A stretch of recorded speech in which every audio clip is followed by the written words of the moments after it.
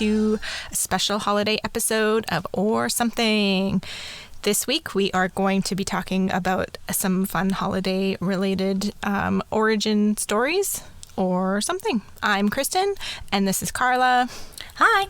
Oh, she's done going through puberty, you guys. This is very exciting. Yeah, I know, right? You're a real man now. Hello. Why is my voice changing? You don't have to hide your true self anymore. Oh my gosh, it's the holiday season. Holiday season. Holidays. Just sit here singing. Yeah, in this awkward way. What kind of holiday traditions are your favorites? Like, what are you looking for? Yeah, like, what are you looking forward to this year? Oh my gosh. Honestly, okay, so Christmas is always such a production with our family. So much cooking, so much cleaning. Oh, so much good food. So much yelling. Just a lot of yeah. It's a lot. So, honestly, I'm just looking forward to, like, Christmas Day.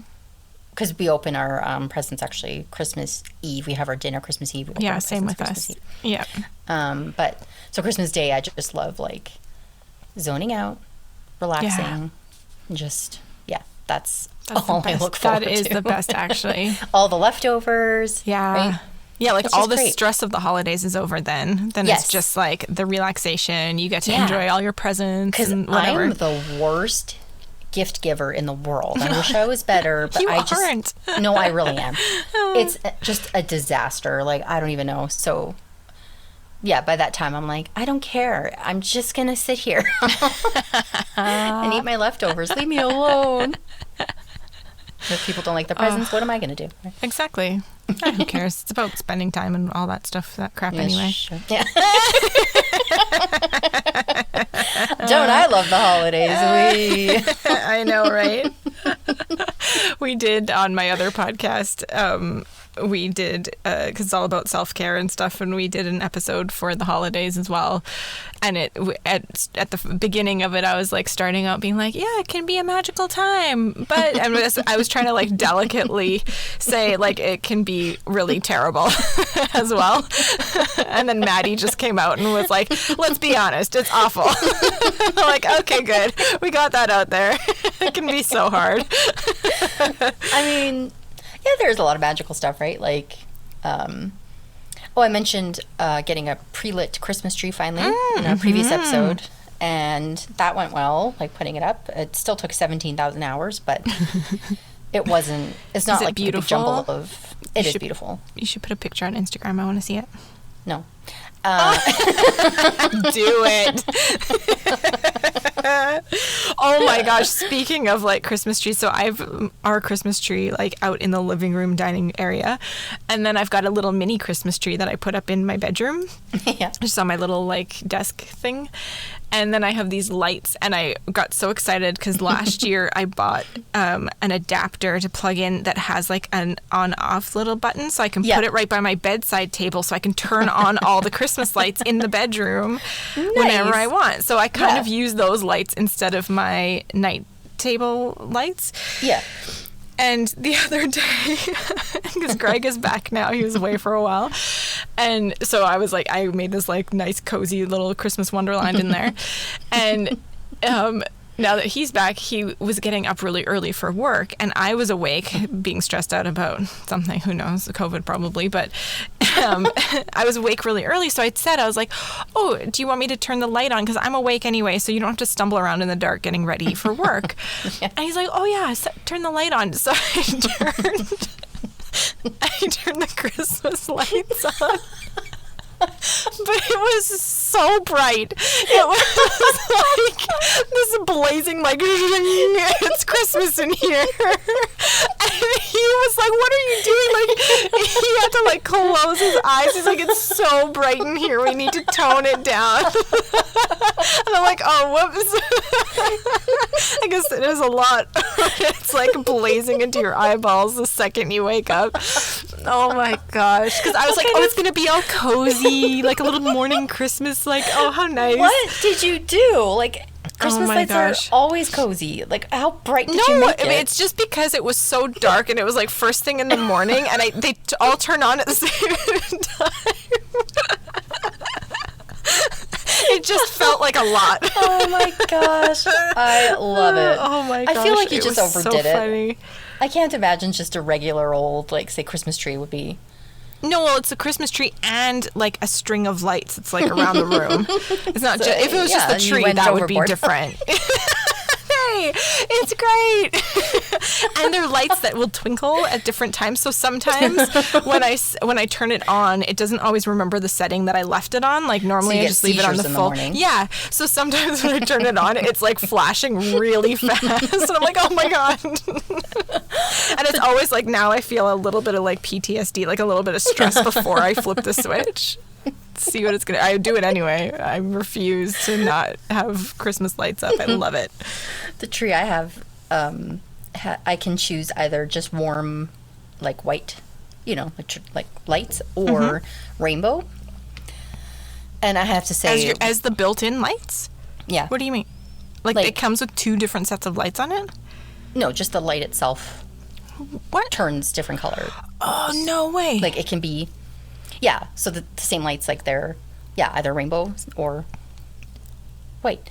And it has like where it does like a faded kind of version too. So it's just kind of slightly colorful, which is really pretty. But the full blown rainbow lights, there's even a setting, and because they do have different settings on top of that for like you got like a mega tree. Whoa. Oh yeah, it was like hardly amazing. Trees nowadays are so freaking expensive, but this one is actually kind of not too bad. Okay. And so I'm surprised with all the different settings for the lights. But yeah, when that tree goes on to like the classic flashing, like full-blown rainbow, it's so tacky.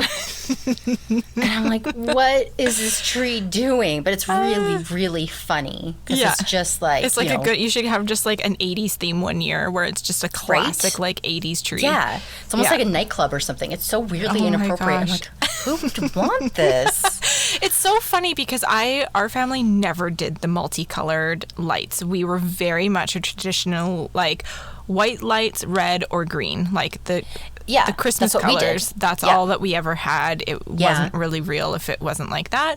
Right. Greg really likes the multicolored lights. And so I actually, one of the movies that I worked on a few years ago was like a Christmas themed like movie of the week, like one of those kind of Hallmark. It wasn't a Hallmark one, but it might as well have been. And so when they had like the second decoration sale, it was all this Christmas stuff that was on sale. And of course, like the crew, we got to buy stuff earlier than the public or whatever. Yeah. So I got a whole shellac of Christmas stuff for really, really cheap, which was awesome. So there were multicolored lights in there. So you got movie strength Christmas lights probably in your bedroom. That's why you're all blind over there. That would explain it. They're just the lights that they use like on the set, the big like ones that make everybody sweat a lot and fall on people's heads. Oh my gosh. So I put up one string of like multicolored lights on our balcony door for Greg. Nice. And I actually quite like them. They've really grown on me. It's kind of nice. There's a certain kind of color combo that people are putting on there for using as their outdoor lights actually. And it's not as 80s, and it's quite pretty. So I've grown to like the multicolored ones too. But this one, I mean, it has orange and purple, so it's a bit Oh, okay. It's like that kind of string of lights? Okay. Yeah, it's a little too rainbowy. I'm like, okay. It's a little disappointing, to be honest. But oh, no. Oh, this took a turn. Well, no. Whatever. It was easy to put. Well, it wasn't that easy to put up. You know what? Can we just not? Merry Christmas, everyone. I love you. Goodbye. Happy Hanukkah. That's our whole episode. Yeah. Oh, yeah. Happy Hanukkah. All the other things I don't know anything about. I know. I do know a little bit about Hanukkah now, because I have a few Jewish friends, and it's like super fun to learn about. And I was lucky. I saw some shows about it. Yeah, a couple of years ago to go. My friend invited me over because she was lighting her like Hanukkah candle, because they do the candles each day, and I was like, because I'm super curious about different religions and all that kind of stuff. So I would always ask her like a million questions about it, and she was always really good at answering me. That was such a fascinating kind of thing. So happy Hanukkah to all you Jewish people out there. And I'm jealous of all your foods, especially that noodle one. Oh, what is it called? I don't know. They've got good food, though. Yeah, I know, right? Yeah. But Polish people do, too. You guys have really good food. Okay, and on that note... 12... Wait, actually, just super quick. I was reading about, like, just some... I was on some Polish website, and they were talking about how 12 courses is traditional for... like, that's your Christmas Eve meal. Like, you have 12 courses. That's insane. And I thought they were going to be just for Polish, or is it for Catholic people? I think it's just a Polish thing. That's crazy. Yeah, I don't know if it's a Catholic. I mean, it is obviously related to Catholicism, but I don't. Wow. But I don't know. Yeah, so I thought, oh yeah, they're gonna have all like this typical stuff that we have, but no, like the list was so different from what we have as our 12. Yeah, my mom was like, yeah, I know, like that one's, but she said like each region they have their favorites. Oh, right. So whatever, it's basically whatever you like. So I don't know if there was ever like a proper, specific, like, 12 recipes you're supposed to make. But well, I'm sure like way back in the day, it probably started as like 12 standard or whatever kind of thing. Yeah, like the kind of fish that they had and that kind of thing. Yeah, because we don't eat meat, and it always drove me nuts when people would talk about having turkey during Christmas, because we don't eat any meat until after Christmas, right? So it was so weird to me. And that's a Catholic thing, right? Yeah. Yeah. That is. And that's crazy to me, because like Catholicism is such a huge thing, but then how have turkeys become such a big deal? But maybe that's just in North America, because North America is not founded on Catholicism. It's Protestant. Right. Yeah. Yeah. I know. Interesting. Yeah, because like I was raised Protestant, and we didn't have any special anything, so if you can't eat this, we didn't have Lent. We didn't have,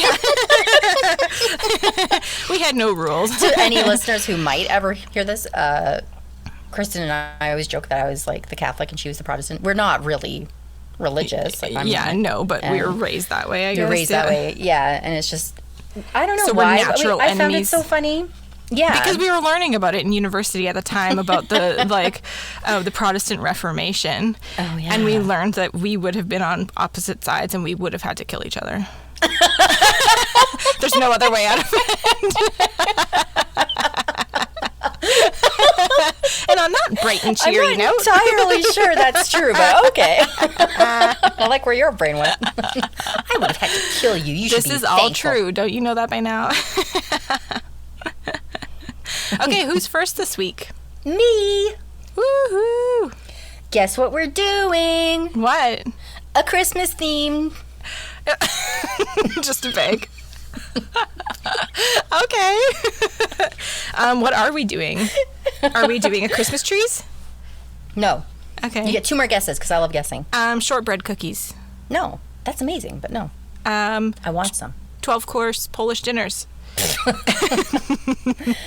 We're doing something that the Mexicans call, I'm going to try my best, because there's 7 different pronunciations I had to Google, Quetzalcoatl, or Chio. Quetzalcoatl, something like that. What? Is this Why your does topic? that sound familiar to... No.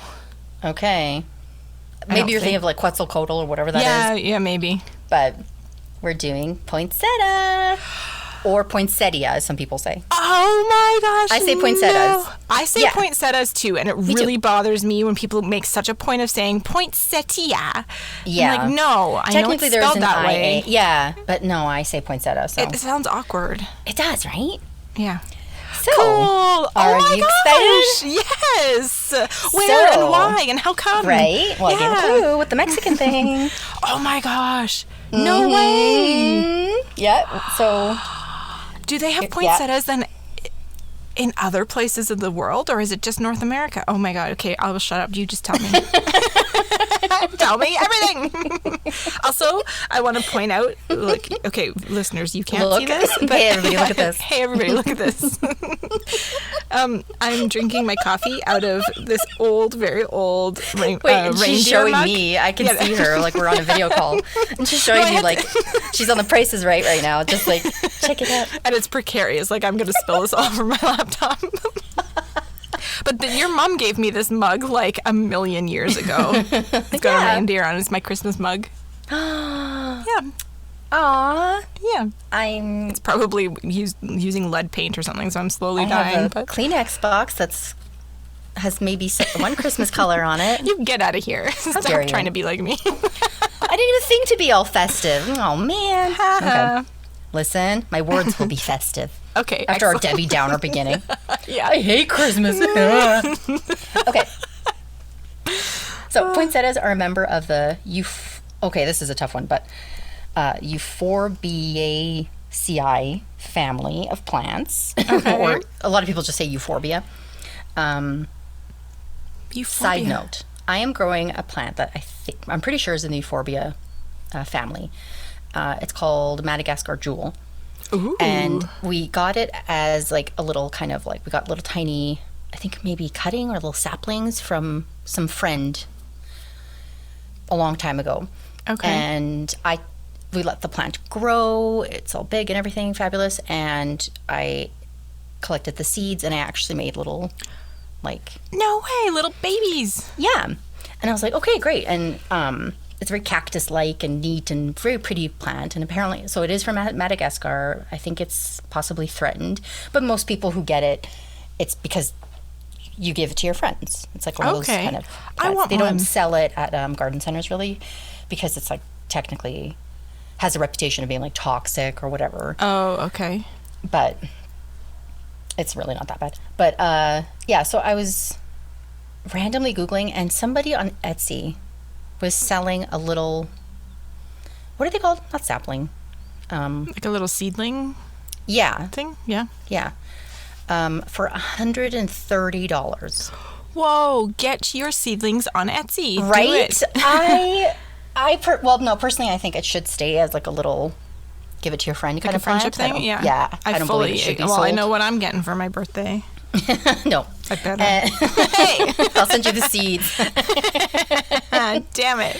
But I have, I think, maybe 8 or something of these plants in my house. So it's like I have like the full grown. I have all this, and I'm like, I had no idea there was like a market for this plant or whatever.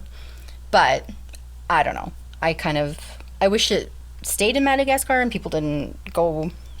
The reason I mention this is because I know succulent plants are huge now, right? Mm-hmm. Everybody's like getting succulents, and apparently it's like causing a huge problem because people are raiding. Like, I'm pretty sure it was like in Central America and South America and everything, where they're just going and taking these like rare plants and selling them like on the market, and it's just like, on that happy note. Damn capitalism. Supposed to be the holiday episode. People are the worst. Happy holidays. I'm losing my mind. It is accurate for a holiday episode. That's pretty much how the holidays go. This is going to go down as the worst episode ever. No, it's great. So. Oh, yeah, I was talking about euphorbia. Okay, anyway. Wild poinsettia occur in Mexico, obviously, and all the way down to southern Guatemala. Some people said northern Guatemala, whatever. They grow mid-elevation, usually Pacific-facing slopes. They grow as shrubs or small trees, actually. You know, and I think when I've been in Mexico that I've seen them. Ooh. And somebody pointed out something. I'm like, that's a poinsettia. And I was like, no, it's not. Or somebody sent me a picture from somewhere. Right. Yeah, and I did not believe them. Yeah, and so the ones in the stores that we're used to here in North America, they're very compact, and so I'll get to that. So they are winter flowering plants with leaves that turn, if anyone doesn't know, you can Google or listen to me. The leaves turn bright red around tiny little flower in the center. So the actual flower is actually really tiny and like kind of yellowy. And then, so crazy because it looks like the leaves are the flower. Like that red bit looks like flowers. Yeah, that's crazy. That's the leaves. Yeah. So there's a population in the Mexican state of Guerrero, which is farther inland, but it's thought to be the ancestor of like the most cultivated population. So they think that's like the origin plant, if anyone cares. Just a quick note, wild poinsettia populations are highly fragmented as their habitat is experiencing unregulated deforestation. So more Debbie Downer stuff. Yeah. So just like every other plant on the planet, basically. Yeah. So we know poinsettias as the Christmas plant, right? We all get them at Christmas. It's the Christmas plant, right? Yeah. So that would have ties to Christianity and that kind of thing. But that's not at all the origin of this plant or like what it's, where it came from or anything. So this plant, obviously, like I've established, it's in Mexico. The Aztecs, they called the plant, again, I'll try my best, Quetzalcoatl. The plant could be found in their forests, in their gardens, and social spaces. They loved this plant.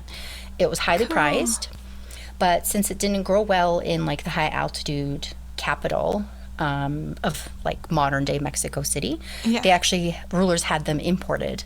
No way. Because it was such a significant, like they were like mesmerized by this plant. They just loved it. Amazing. So it had a huge symbolic meaning. Part of it was the fact that it was red. So red itself symbolized, the color red, symbolized blood, fire, sun, youth, resurrection, purity, fertility, that kind of major stuff, right? Yeah. It symbolized this plant, the poinsettia, symbolized the blood of people sacrificed to the sun. It was believed that warriors killed in battle would return to earth to sip the nectar of this plant, and it was placed on the altars to honor slain warriors.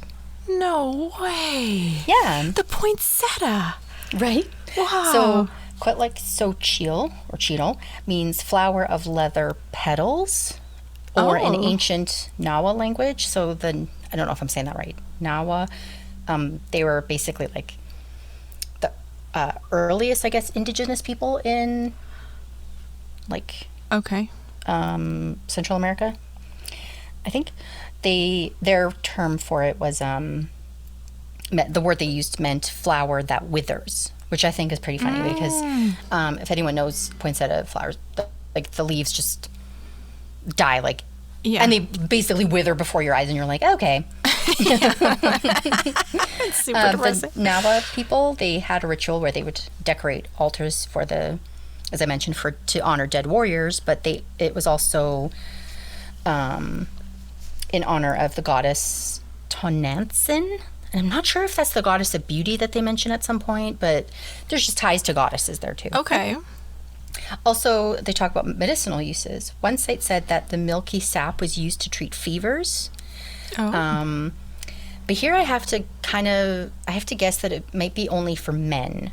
I will get into that. But so this plant, I am getting into it right now. Everybody. It's happening. It's happening. Oh my God. Okay, so here's the thing. The plant was seen as a feminine plant, not a masculine plant. Oh. So it was connected to the goddess of beauty and that kind of thing. And things like, I think it was butterflies and hummingbirds were masculine. Anyway, whole relationship there that they had in their ancient things. But however, that being said, women were told to not go near the poinsettia because they might suffer some kind of illness of the genitals if they even touched the plant or went near it. So women were said, like, do not touch the poinsettia. To note, there was a white flower. I forgot the name of it. I didn't get the name of it actually. That men were told to avoid for the same reason. So so they each had their own flower to avoid. Yeah. That's pretty progressive. So I'm not entirely sure if the ancient Mesoamericans had a medicinal use then, if they were telling women to avoid it. The reason I'm not clear on any of this is people focus a lot on when the Franciscan monks came and during the colonial period. Okay. Right? Yeah. So the monks came in, they ruined everything, of course, because they're like, we're great, listen to us, convert to our religion, you guys suck, let's erase everything you believe in. Yeah. And a lot of people will go to the primary source of the Florentine Codex, written by a Franciscan monk named Bernardino de Sahagún. Okay. Tough name, but he wrote that the plant would help women with milk production. So for babies and stuff, and they should make and drink a tea out of the leaves. And he seemed to have suggested that the warning issued to women to avoid the plant was just superstitious nonsense created by the ancient Well, I wonder if Mesoamericans. it does act like, because there are certain plants that will affect your hormones, right? Like, Right. there are certain things out in nature that will have those effects. So I wonder if, like, it did have some kind of hormonal effect, and so because of that, Maybe. it's more potent for women to be around But these it. are Franciscan monks. What the hell do they know? The monks don't know anything, but the people who've been living with these plants for centuries and True. like using them for everything But would did know. they come up with it? Because he made it sound like, because they were believing that the women should avoid the plant. Right. The actual ancient, like the local Yeah, people. yeah. But then apparently it was also used to treat fevers. But did only men use it for, right? And that's where Interesting. I'm not 100%, Right. like I kind of got lost there where I'm thinking, okay, so which one is it? Right. Yeah. Well, and maybe Because it the monks varied from imposed- region to region as well, right? Where Yeah, it's- that's what they kind of suggested too. So I was like, Yeah. oh, that's interesting. Interesting, though. A lot of people think of the poinsettia as like this really super toxic plant that pets and babies should Yeah. never go near.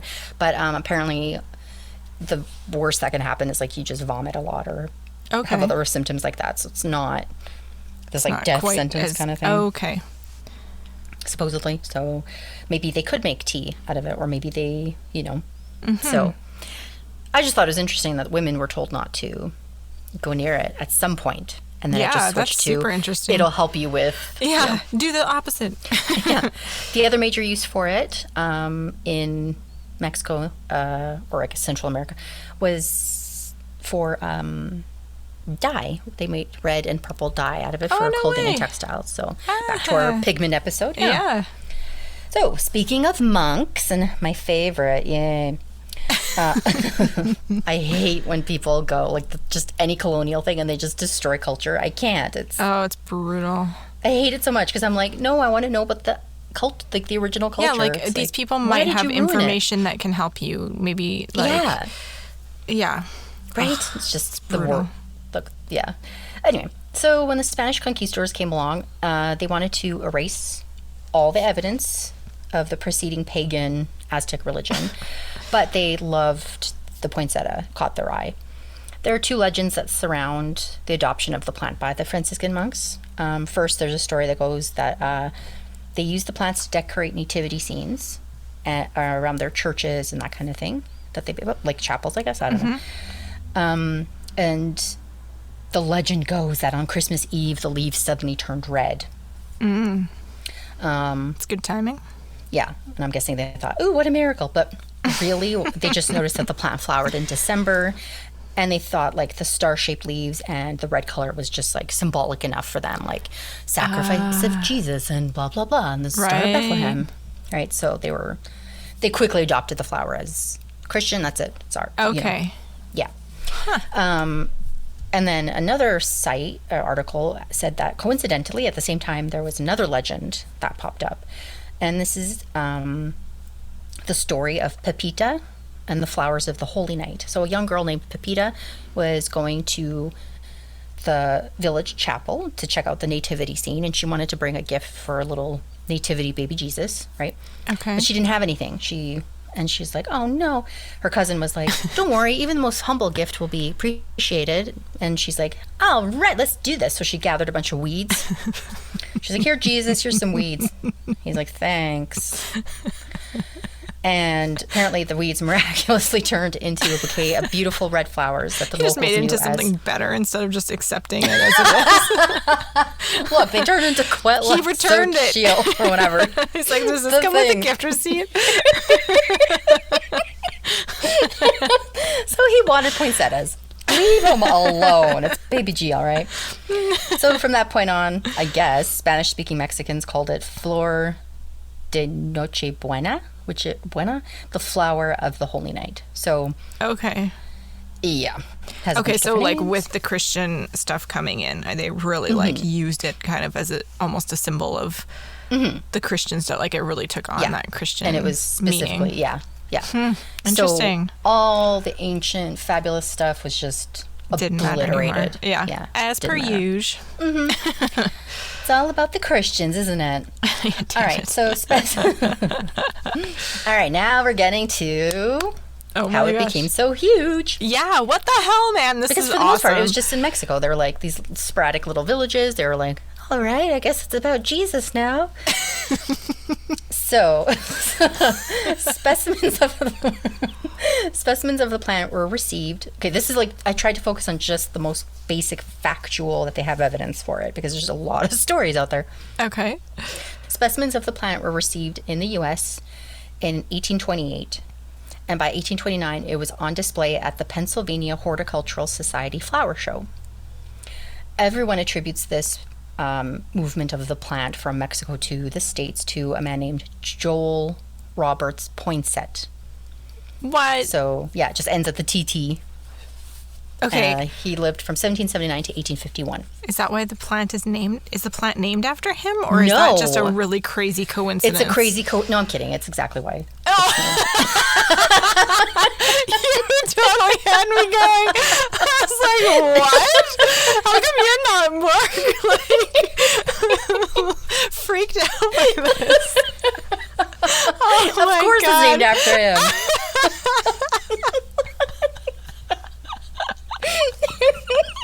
Wow. Oh my gosh, I love Oh that. my God, I can't believe this is recorded. Let's cut that. Nope. Oh my gosh.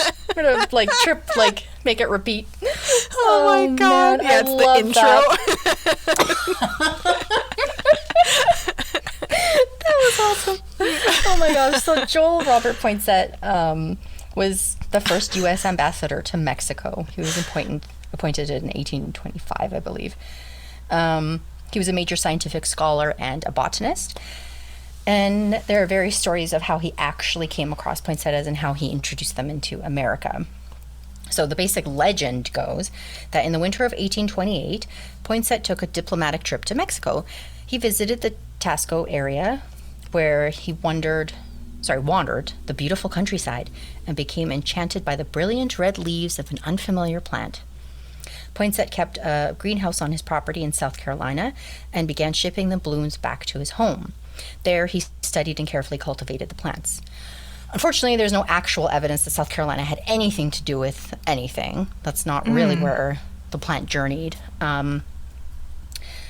So it's a nice story, but the more realistic story is that he probably encountered the plant just sometime between 1825 and 1829, because, he was appointed minister and he was in Mexico during that time.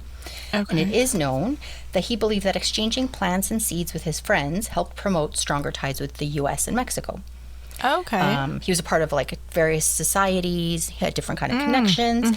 And so he was sending seeds and cuttings to actually quite a few different people in the States. Also, if people visited him in the States, I know he sent one guy home with he came back, I think, with hundreds of seeds and plants. But the poinsettia was never the standout export plant or seed. So it wasn't like he was huzzah, look, I found a new plant. Let's name it after me. It wasn't quite. And even sources back to 1880s were well, we don't, it's debatable. He still is connected to the plant, but right? It's not so clear cut. Yeah. Right. So, so he was basically just mailing things left and right, but eventually the plant did get into the hands of a few key figures, and this we know for sure.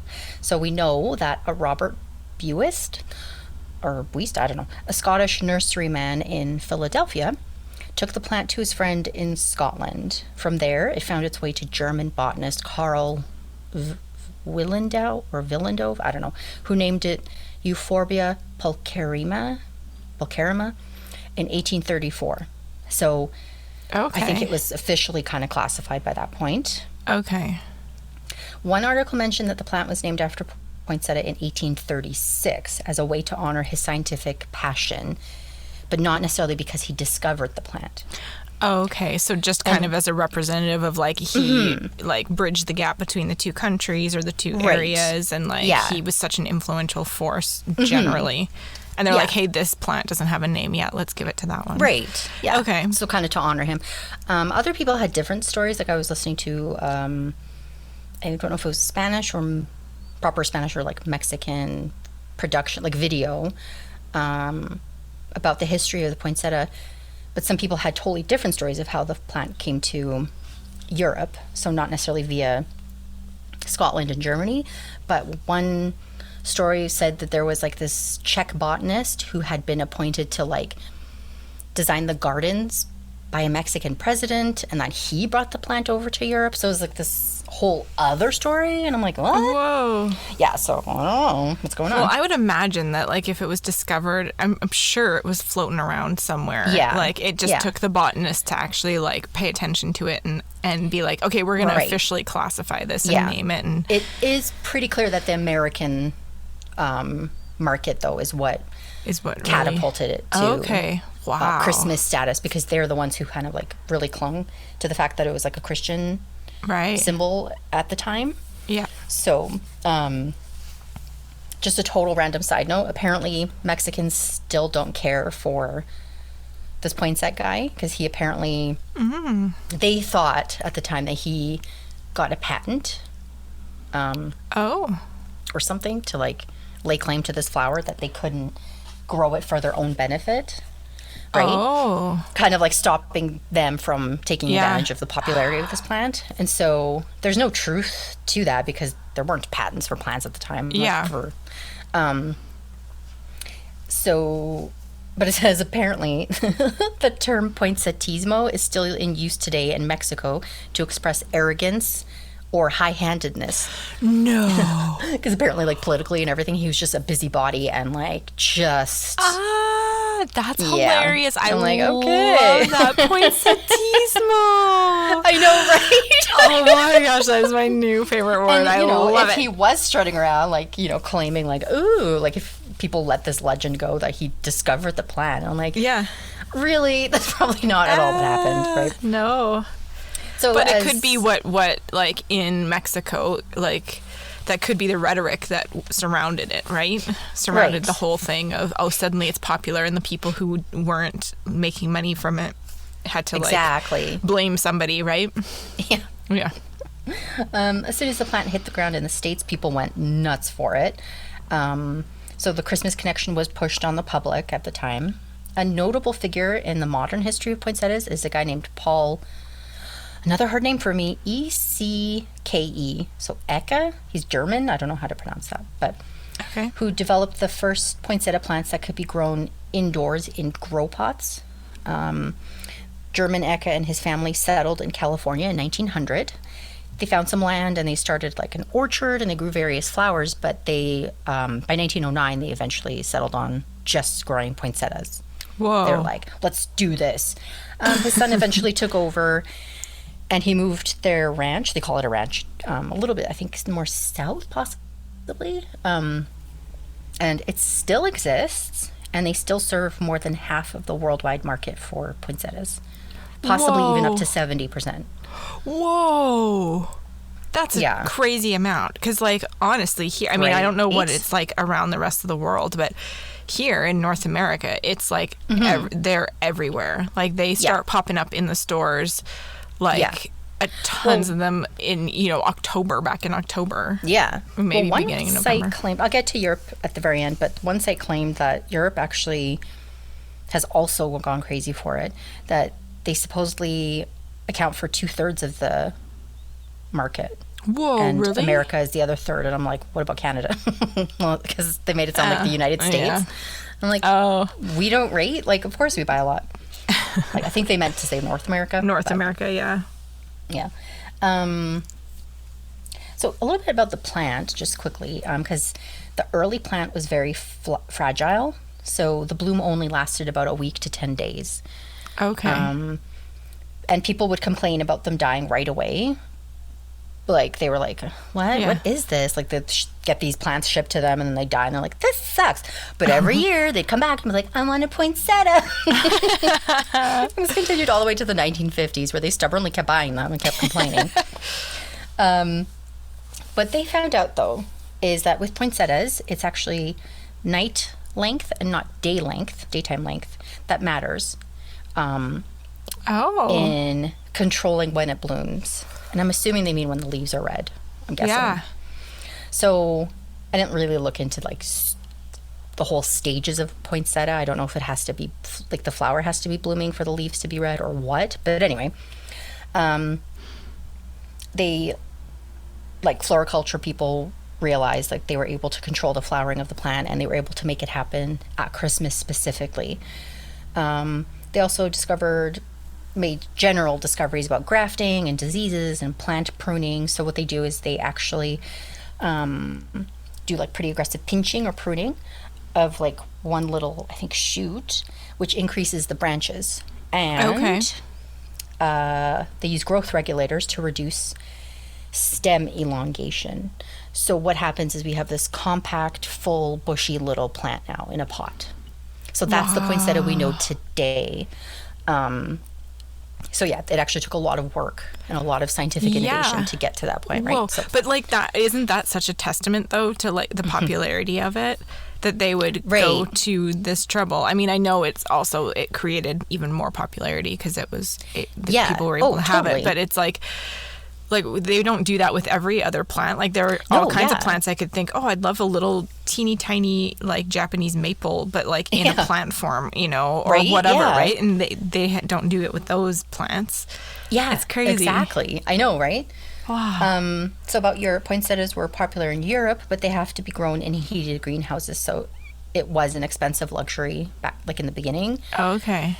It says, just to wrap up, the poinsettia is the most popular plant sold during the holidays. It's the best-selling potted plant in the United States. It's the most valuable potted flowering plant, I think, in the world, possibly.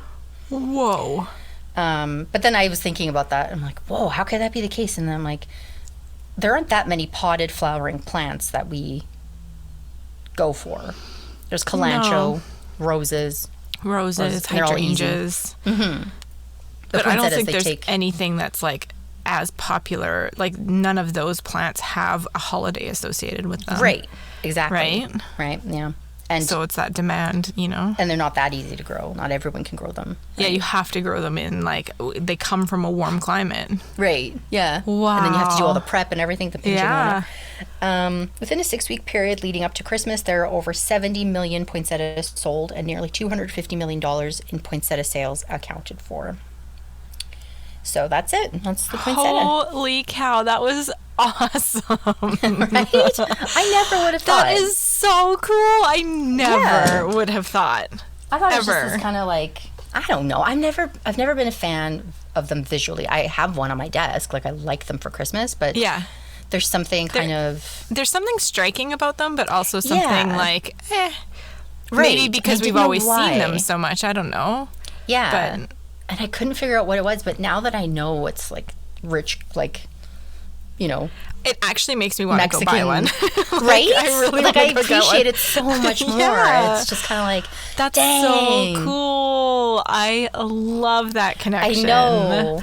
Oh my gosh. That is so cool. And I love, I mean, it's classic. I think every single origin story of most of the stuff that we go way back, it's like, it used to mean this, and then the Christians came along, and now it means this. And you're like, oh, okay. And then someone could make money off of it, and then it turned to crap. That Western bias just kills me. It's like when we were studying like Greek art and Roman art, and just really realizing that all the art we see in all the museums, everything that eventually became famous, all the statues from the Roman times, all the way up to all of the Mona Lisa, and it's like it was just that Western bias, right? Yeah. And like really amazing, like the Etruscan art was ignored. There's so much stuff that exists out there that we just don't pay attention and we'll never see. Yeah, and won't give But that's credit. like history in general, right? Like, it's just kills you. You only though. hear certain things. You only hear what the historians were interested in. Yeah, it's the same with this podcast. You guys are only going to hear what we're interested in. Pretty much. And the Western bias as well, since we only use the internet. And we mention Tim Hortons in every episode. Oh, man. It's relevant. It's relevant. It's fine. That was awesome. Yay! I was actually worried that we were going to potentially have like the same topic or a similar topic on this I was one. convinced we were going to have the same topic. And then I accidentally posted the picture of my poinsettia, and I thought, uh-oh. Oh. I thought, did I give it away or something? No. Or I'm like... No. No, Okay. I'm so far from that. I chose like a really like super obvious one. You went a little bit like less obvious with it, which is cool. So I decided that I wanted to do the origin of... Oh, wait, you can guess. You can guess what I'm going to do. I thought you were going to say oatmeal, and I almost lost it from excitement. I'm like, okay, You know, the traditional down. Christmas oatmeal. Yeah. I leave a bowl of oatmeal out. Origin of oatmeal. It's oats, for crying out loud. I get to guess? Yeah. It's like Christmas. Christmas? What am I guessing on Christmas? You know, trivia Christmas. It's fine. Santa? Yes, you guessed it. You bastard. Because I want to know that the most. Yeah, I am doing the origin of Santa Claus. Yes. Because I was thinking about it, I'm like, oh, I kind of know. And then I was like, no, actually, I really don't know where that came from or And like it's in what's Europe, going right? on. Like those yeah. the Saint whatevers and Saint Nick kind of things. So it's not You quite betcha. Santa. Yep. I can't wait. Yeah. So my sources are history.com, Wikipedia, biography.com, and there were some other little ones, but they're not important. I just stole everything from them. No, I'm kidding. Okay, so let's go all the way back to German paganism. So, Oh my I gosh. mean, German is in the Germanic peoples. So at this time, like way back, it also included like the English, like it included a lot of like Northern Europe were like the Germanic Right. peoples. Yeah. So I always hear dramatic people, and I'm like, that's not nice. oh my gosh. And I was just saying yesterday, because Greg and I were watching some TV show where someone said dramatic, but they said it dramatic. And I said it was such a pet peeve of mine when people say it that way. I got so angry about it. And Greg never gets it when I get like really irrationally, like No, but it's passionately true. angry about that stuff. He's like, why do you care that much? I'm like, Because Jinx. I can't talk the whole. It's just dead air for like half an hour. Okay, so before Christianity, the Germanic peoples, including the English, celebrated a midwinter event called Yule. So that's where Yuletide comes from. It's Okay, Yule can we time. stop? No. Yes. That's where Yule... Yeah. Damn! Isn't that crazy? I know. 2 mysteries in one! Yeah, double Oh, trouble. my mind is blown. So during this period, supernatural and ghostly occurrences were said to increase in frequency. They have that with every, like, but it's if you think about it, it's Halloween, like is the that winter. you? It's the winter solstice, right? Like the same as exactly. I mean, Also, the Halloween- sun barely moves, and they're like, oh god, the spirits are coming. The spirits, they're coming for us. Well, because all of them were dying every 2 seconds. They knew more dead people than alive people. Poor ancient Germanics. Aww. Okay, so supernatural ghostly occurrences were said to increase in frequency, such as the wild hunt, this thing called the wild hunt. So That sounds this was cool. a ghostly procession through the sky led by the god Odin, who's also known as Wodan. Ooh. He bore many names, and some of those names are translated into to mean Yule figure and long beard. No! Yes. He's gonna be the precursor to Santa? Yeah. That's where I'm going with. That's my whole thing. I can't! So Wodan, or Odin's, role during Yuletide is usually seen as the very, very early influences of certain attributes that are later associated with St. Nicholas and Santa Claus. Okay, I'm like 3 seconds away from kicking my whole desk over from like complete mind-blown excitement. Like, get out! Yeah. So some of these attributes were like he was always seen as an old, blue-hooded, cloaked, white-bearded gift bringer of the North. He rode the midwinter sky on his 8-footed steed, Sleipnir. I don't know how to pronounce that name. Rudolph. And he visited his people and gave them gifts. Get out of here! I know, isn't that insane? But, okay, so that's like really early. And then we get to the legend of St. Nicholas. So when you look up stuff about Santa Claus, St. Nicholas is the thing that comes up the most as like the most clear distinction between these two things. It Yeah. actually took quite a bit of digging for me to find this the pagan stuff, because I'm like, it doesn't just come out of nowhere. Like, a lot of these rituals existed before, and then Christianity came and adopted elements of them and combined it with other things, right? Yeah. Yeah, so it was actually hard to find some of that stuff. Yeah, it was so cool. Dang. So St. Nicholas was born circa 280 BCE in a place called Patara, which is an area that is now part of present-day Turkey. So he's real? He's real. St. Nicholas was a real person. Sometimes I assume like the old saints I were just agree. Not anybody. Like I know now they name people and I'm like, huh? I know. And I know when I was like, it was a real person, I had the same reaction. But it's funny because a lot of the stories about him have taken on such a like fantastical like a thing. What do you mean? Riding a sleigh in the sky is normal. That's normal. Yeah. Going down a chimney. Yeah. So he was born in Turkey, what is now Turkey. He lost both of his parents as a young man, and he ended up using his inheritance to help the poor and the sick. Aw. Yeah, he was a devout Christian. Wait, do you think that's true or? I think this is true. Like, it's kind of, it's standard with, like, his early life is pretty standard. It's more some of the stories. You know how, like, even back with, like, Roman and Greek gods and stuff where they had certain stories that were to teach a lesson or whatever. Like, there are some stories about work that he did later, like, as a saint that is, some of that is fantastical or it's like become built up over the years. Why did I doubt that part of the legend? He had parents? No, he had an inheritance? Don't even get me started. So he was a devout Christian and later served as a bishop of Myra, a city which is now called Demre or something. I don't know. Where is this again? In Turkey. Turkey. Yeah. So one story of St. Nicholas, like an early story of him, tells how he helped 3 poor sisters. Their father didn't have enough money to pay their dowries and thought of selling them into servitude or, depending on what source you look at, prostitution. Oh. So because he didn't have enough money for that, he knew that he couldn't get them married, so he had to look for other options, right? Damn, I didn't even think of that. I know. I thought poor people just flocked to each other and married each other. Nope. So St. Nicholas secretly went to their house at night and put a bag of money inside. The man used the money so that one of his daughters could get married. And St. Nicholas went and he did this another 2 times so that all 3 sisters, they could afford to have them married. He was just paying for the sisters.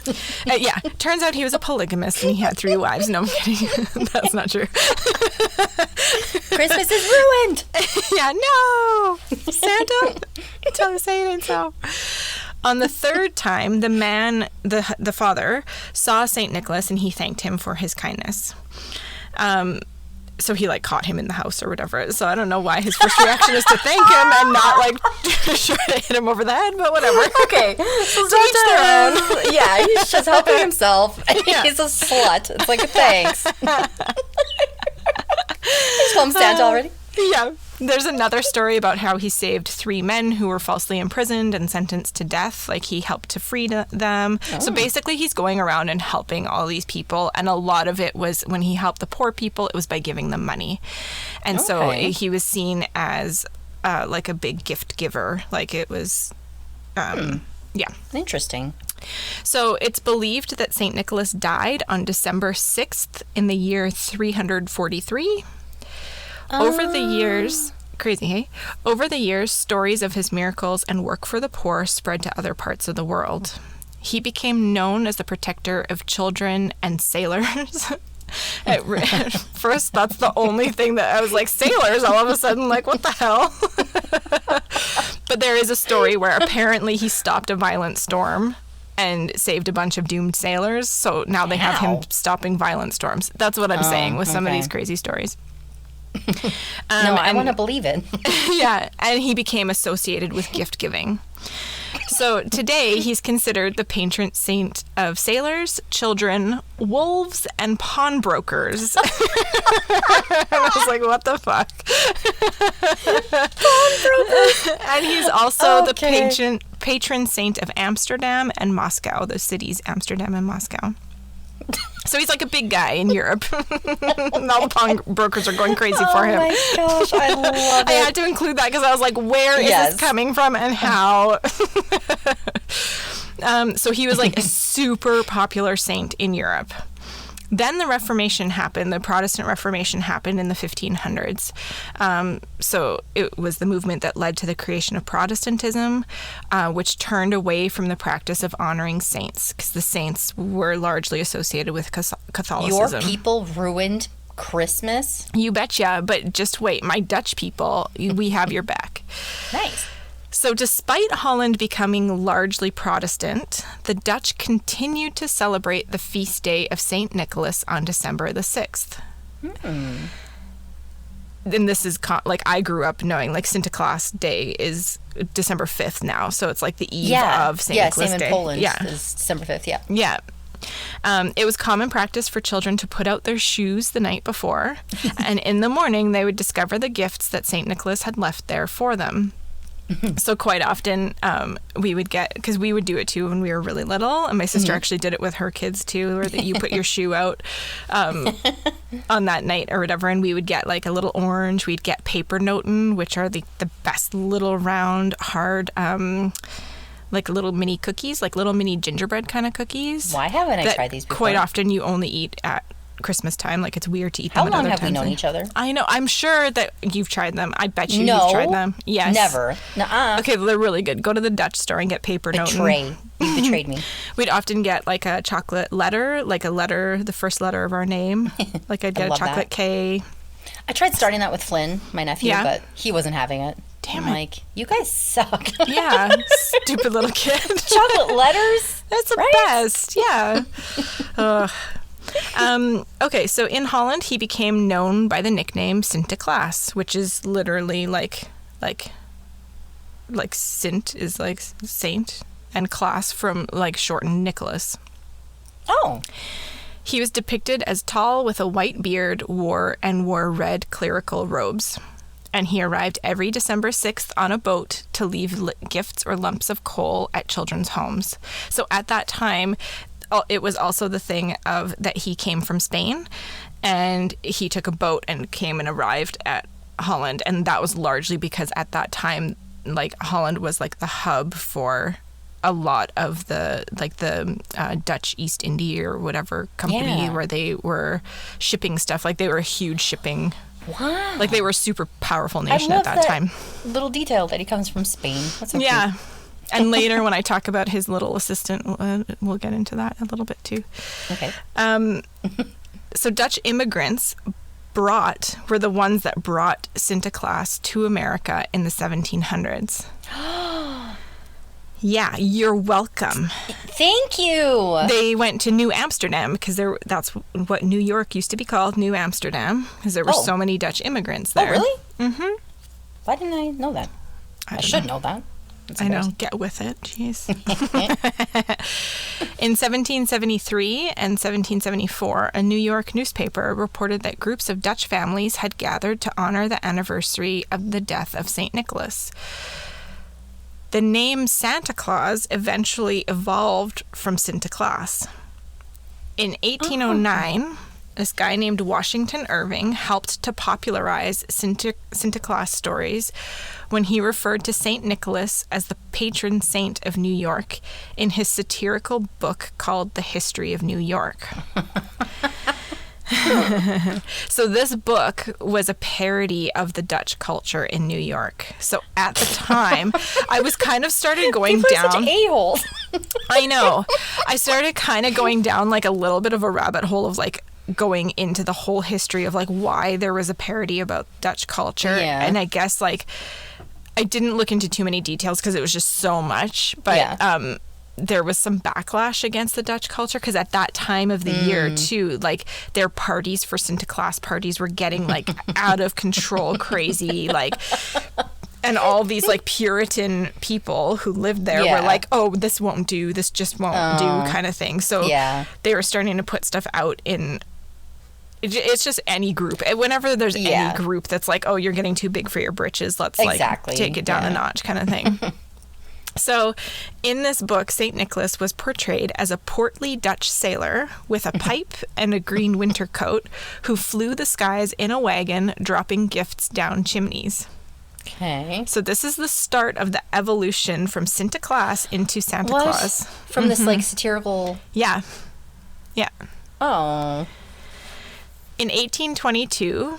Clement Clark Moore, an Episcopal minister, wrote a long Christmas poem for his daughters called An Account of a Visit from St. Nicholas, or, as it's more popularly known, 'Twas the Night Before Christmas. What? Oh my gosh. Third time my mind has been blown. This poem, which he initially was really hesitant to publish because he thought it seemed very frivolous, is largely responsible for our modern image of Santa Claus as a right jolly old elf with a portly figure and the supernatural ability to ascend a chimney with a mere nod of his head. That none of that existed before, but a lot of it came from this thing that was written out.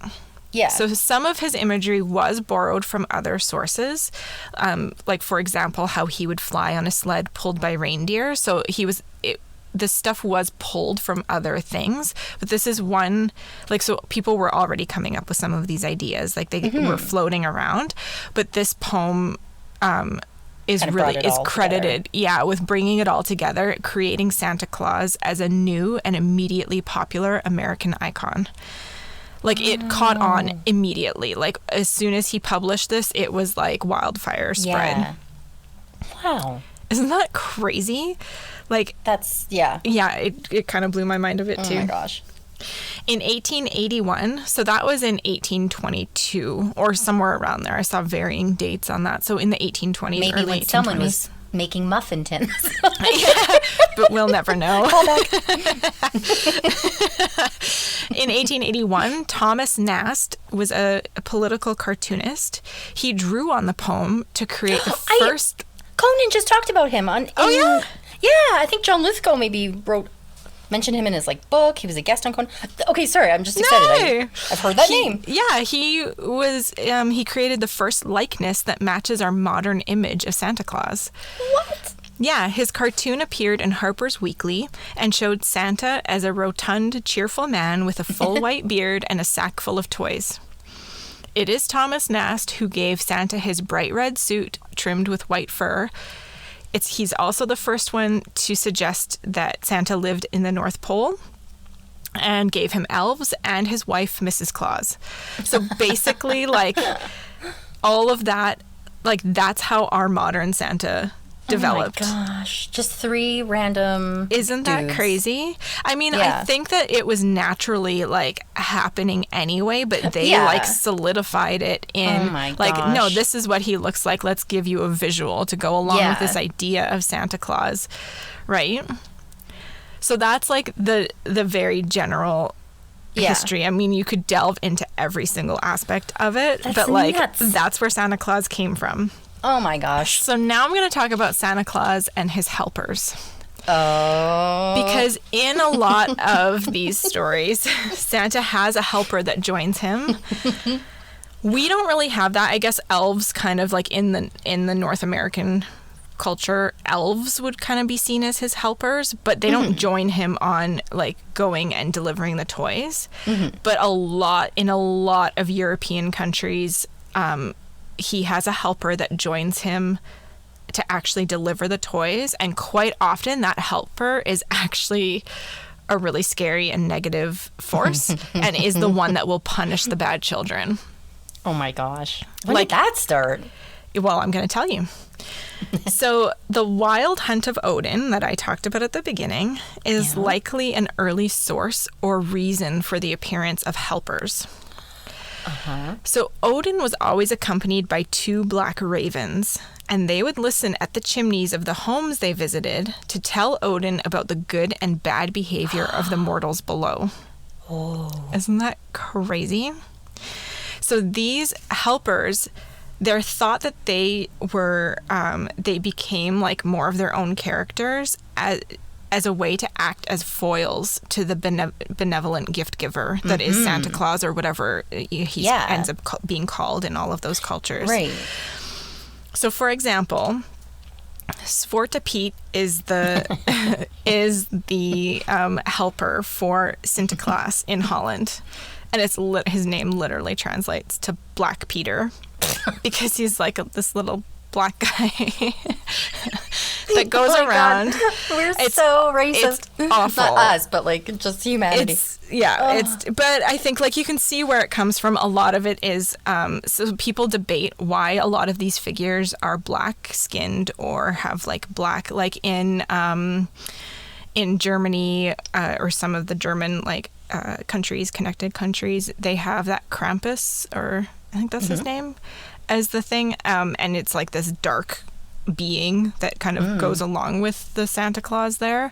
So a lot of them are depicted as very dark, like actually visually dark colored helpers, and some people point to that as being that they were initially considered kind of slaves and helpers.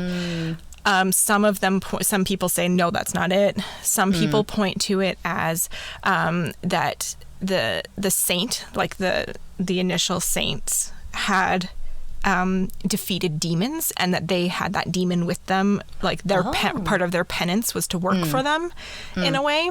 So that's where the darkness comes from, and kind of like the evil attitude of them comes from a little bit. Yeah. But I like the idea of like, I think the reason that these helpers became popular is to act as a foil to that, because so the introduction of Zwarte Piet in Dutch tradition coincided with the change in the depiction of the Sinterklaas character. Prior to this change, he was often seen as strict toward poorly behaved children, and often presented as a sort of boogeyman, like Sinterklaas himself, so Saint Nicholas himself. The presentation of a holy man in this light was troubling for both teachers and priests. Oh. So after the introduction of a helper, both characters adopted more gentle personas. So they could have Sinterklaas, Saint Nicholas, being the one who's benevolent and like giving you all this stuff, and he's like a good person. Right. And then you have the little helper that comes along and will like beat the kids or like do these terrible things to children who are bad. Well, I know I was briefly, a long time ago, I looked up, I don't know what it was, but they mentioned, I think even back in like Greek and Roman times or something, that like how they viewed darker skinned people, and there was that connection to evil a lot of times in the writings. So it wasn't just, that they are just slaves or inferior. It was to them, it was more like there's an actual evilness associated with the like black skin, which is ridiculous, but like, so I wonder, it's just that easy thing of like, here, let's do, these guys will be the bad guys. Exactly. Yeah. No helpers. Where it became this easier thing of like, oh, it's not this strict man who's like gonna, get us in trouble or whatever. Like the whole thing. So Zwarte Piet, like I talked to my mom about it, because it's kind of like every year around this time, all of my cousins, like in Holland still, in the more traditional areas in Holland, they will dress up as Zwarte Piet. Like, so they do full blackface and everything every year. Yeah, so I see all these pictures popping up. But for them, because it's just like, it's their tradition that's gone back for all these years, so they don't see it as something that is a negative thing. But for us here, I'm like looking at it, I'm like, this is making me feel super awkward. And it's like what's happening? And it's hard for me to believe that there isn't even just like that bias there, that connection, it's Europe, right, where it is racist. Yeah, I think there's a lot of like a more accepted racism there still. I mean, there's it is true. Accepted racism, I think, everywhere racist, though. It's not even funny. But I think it's like, I'm Polish, by the way, in case anybody's like, how dare you, badmouth Polacks. Yeah, and I'm shut Dutch, up. so whatever, I can talk. Yeah, we can say whatever the hell we want. But it just makes me uncomfortable, because I know it's like there is that, like it's the othering, right? Yes. Like what's going to keep kids scared? What's going to keep you scared? And it's because they don't know. Like, why does it have to be? People should be scared of people who look like them. Those are the ones you have to look out for. Yeah, yeah, it is. It's definitely problematic for sure.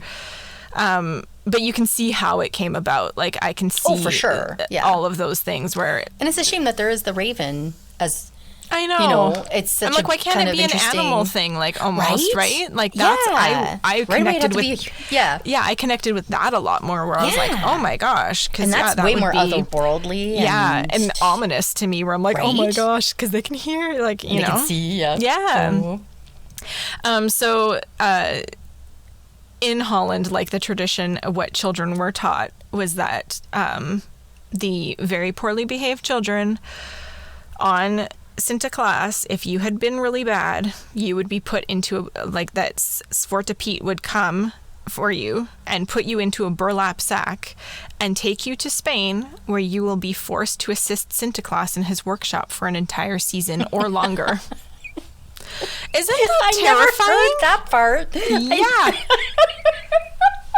Isn't that, like, Oh my I don't know gosh. how, when my mom told me that, she was like, oh no, if you were bad, like if you were on the naughty list, so to speak, Yeah. like, you wouldn't just get a lump of coal. Zwarte Piet would come and take you away. Like, he would kidnap you. Good I'm like, that's Lord. extreme. Can we, like, take it down a notch? Like, what is happening? My gosh. I know. Okay, so I'm very quickly going to go over just a few different things of Santa Claus around the world. Okay. Some ones that made me really laugh that came up. I mean, this is by no means covering everything. And in some of these areas, they actually have, because there's multicultures and whatever, they have more than one type that people believe in. So in Scandinavia, there's a jolly elf named Jultomten, or Yultomten, who was thought to deliver gifts in a sleigh drawn by goats. In Finland specifically, Santa Claus is called Juhlapuki or Juhlapuki, which can be directly translated into Christmas goat. It's right Yes, really I love hard. it. In Germany, Austria, Czech Republic, Croatia, Luxembourg, Portugal, Hungary, and some other places, they have kind of their own tradition of stuff. They had a few different ones that popped up, but Christkind, or Christkind, as it would be pronounced there, sometimes also called Christkindl. So is that the original of Kris Kringle, is my thought? Oh, wouldn't it be the Christ- original pronunciation would be Chris probably, yeah. Kind or whatever, yeah. So They that don't was say my thought, Christ that it's there, going to yeah. come, right, that it's going to come from, that's the origin of Kris Kringle, and it eventually comes that way. That makes sense, yeah. So he's the traditional gift bringer. And in some of these places, he's known as the Jesus boy, because that's literally like Christ child. Right. Is like the translation of that. So he's known as Jesus boy, God child, or little Jesus. And he's the one that comes and brings people gifts, which I find interesting. So it's not crazy that Christmas, like, I've just shortened, because I have those little, what are they called? I just keep some of the actual religious traditions going, even though I'm like a heathen. The little, like, nativity, I have little figurines, and it's just tradition for me to put them, like, near the tree or under the tree of Mary, Joseph, and little baby Jesus. But he's just called Baby G now. That's all. I don't know why it's Baby G. It makes no sense, but but now I can call him Baby G, because, like, there's the exactly. tradition He's there. giving you gifts, so it's good. It's so cute. Baby G.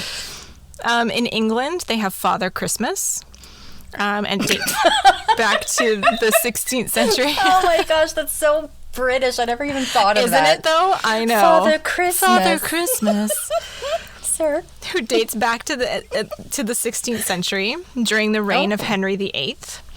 He was pictured as a large man in green or scarlet robes lined with fur, and he represented the spirit of good cheer at Christmas, bringing peace, joy, Henry good VIII food, walking around? probably, wine and revelry. England no longer kept the feast day of St. Nicholas on December 6th because they became very Protestant, especially with Henry VIII, incredibly Protestant, and turned their back very much on anything Catholic. Mm-hmm. Yeah. Now they're all like so Anglican. they didn't. Yeah, so they didn't keep the feast day on December 6th, and so the Father Christmas celebration was moved to December 25th to coincide with Christmas Day. Oh. Which was being celebrated like. Why did they celebrate it all? But more as like a as a religious holiday, not as like a gift-giving thing. The gift-giving thing is connected to St. Nicholas. So like for my mom, when she was growing up in Holland, she said that on December 5th, that's when they exchanged gifts.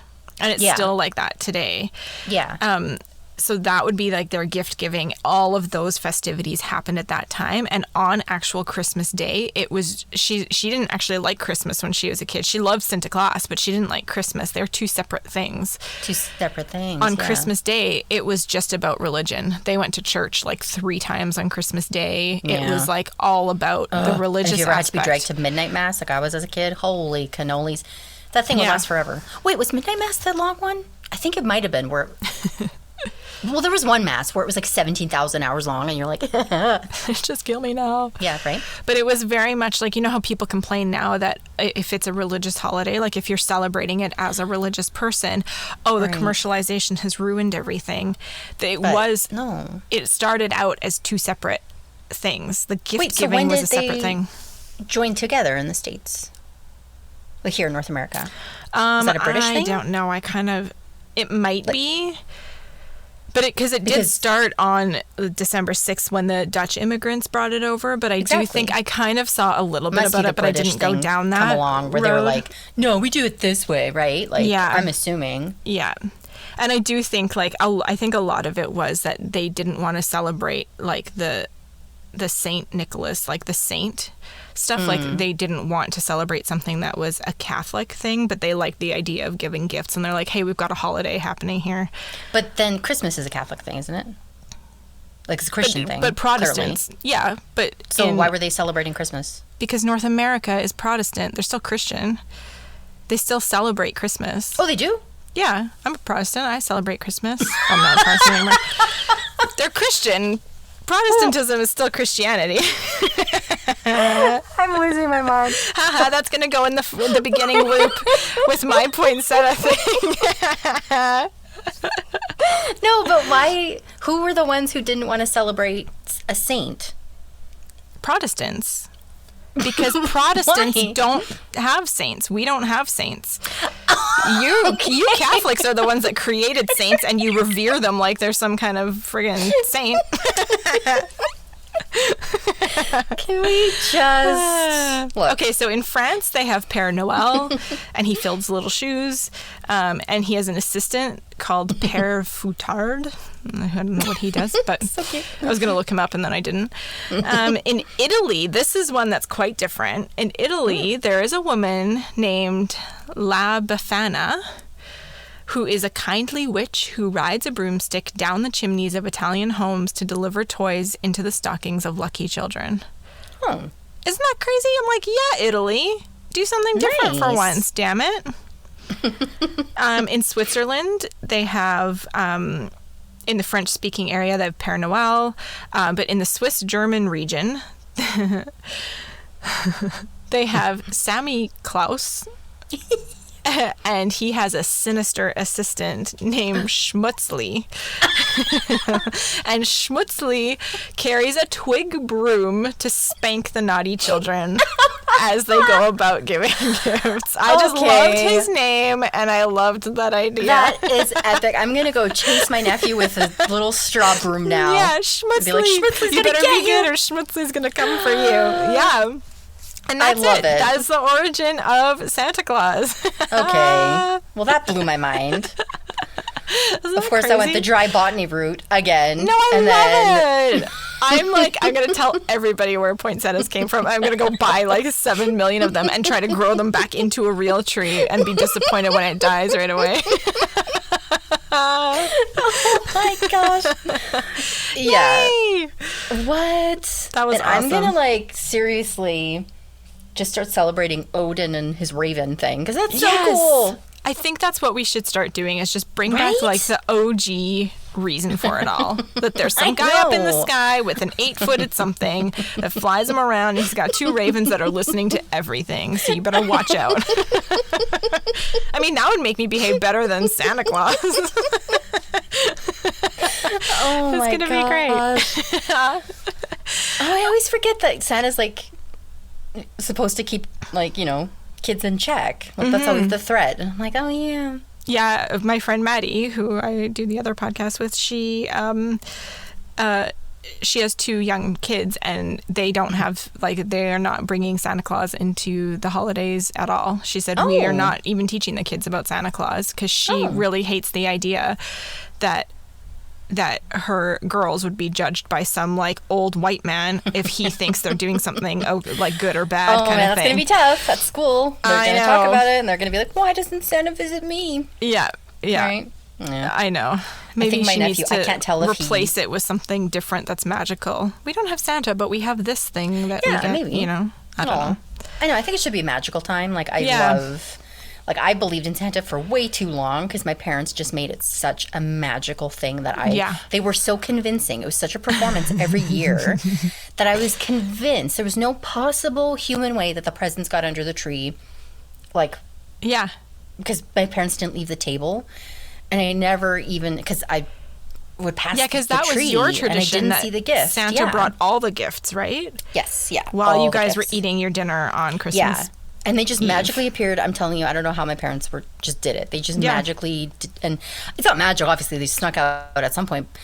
Or, like, they did it maybe right before we sat down. Yeah. It had to be something, because they never left the table. So it was like that mystery. As a kid, you're like, no, it must have been magical. I was just in the living room. There's no way they could have gone in there. Yeah. Right? And then I'd hear tinkling in the living room, and I'd be like, what? What's that sound? Like, this is amazing. And so magical.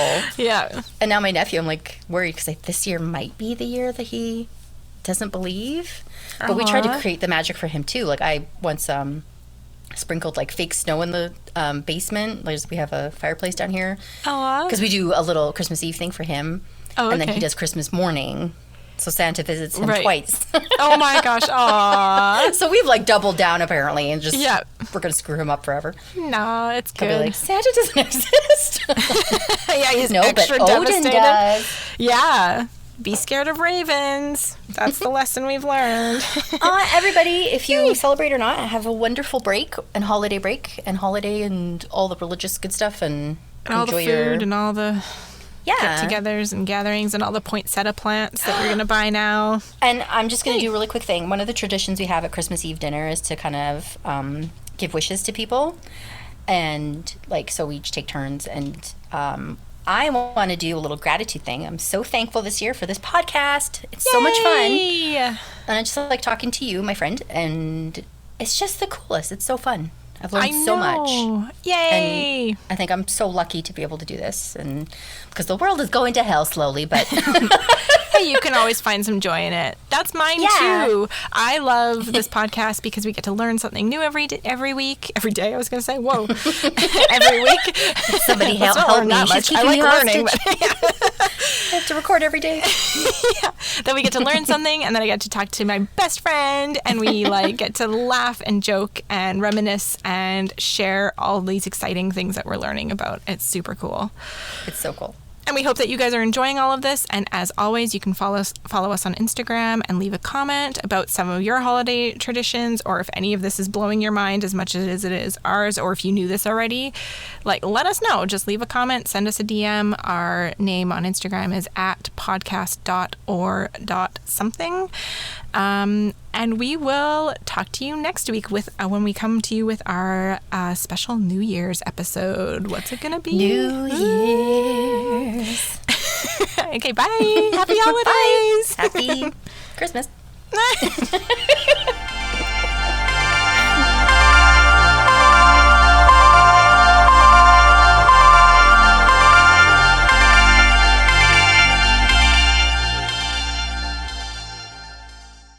Ho, ho, ho! Merry Christmas!